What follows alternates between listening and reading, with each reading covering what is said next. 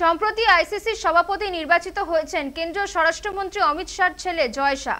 সেই খবর প্রকাশ্যে আসার একদিন পরে অমিত শাহকে খোঁচা দিয়ে সোশ্যাল মিডিয়ায় শুভেচ্ছা বার্তা পোস্ট করেছিলেন বাংলার মুখ্যমন্ত্রী মমতা বন্দ্যোপাধ্যায়।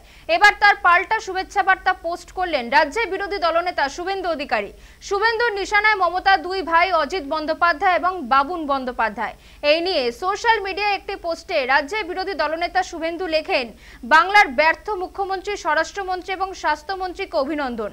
আপনার ভাইরা রাজনীতিবিদ হননি, পরিবর্তে অজিত বন্দ্যোপাধ্যায় আইএফএ অর্থাৎ বাংলার ফুটবল নিয়ন্ত্রক সংস্থার সভাপতি, বাবুন বন্দ্যোপাধ্যায় বাংলা অলিম্পিক্স অ্যাসোসিয়েশনের সভাপতি, মোহনবাগান ফুটবল ক্লাবের মাঠ সচিব, পশ্চিমবঙ্গ হকি অ্যাসোসিয়েশনের সভাপতি, পশ্চিমবঙ্গ রাজ্য টেবিল টেনিস অ্যাসোসিয়েশনের সভাপতি, পশ্চিমবঙ্গ কাবাডি অ্যাসোসিয়েশনের সভাপতি, পশ্চিমবঙ্গ অ্যামাচার বক্সিং অ্যাসোসিয়েশনের সভাপতি।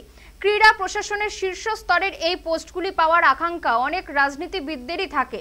আপনার ভাইরা তাদের এই সাফল্যে আমি আপনাকে অভিনন্দন জানাতে চাই। অমিত শাহের ছেলে ভারতীয় ক্রিকেট প্রশাসনের পদাধিকারী হওয়ায় 29শে আগস্ট একটি পোস্ট করে আক্রমণ শানিয়েছিলেন মমতা এবং তৃণমূল নেতারা।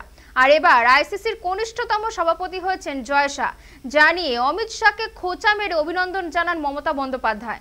আর তারই পাল্টা জবাব দিয়ে মমতার ভাইদের পদ নিয়ে পোস্ট করলেন শুভেন্দু অধিকারী।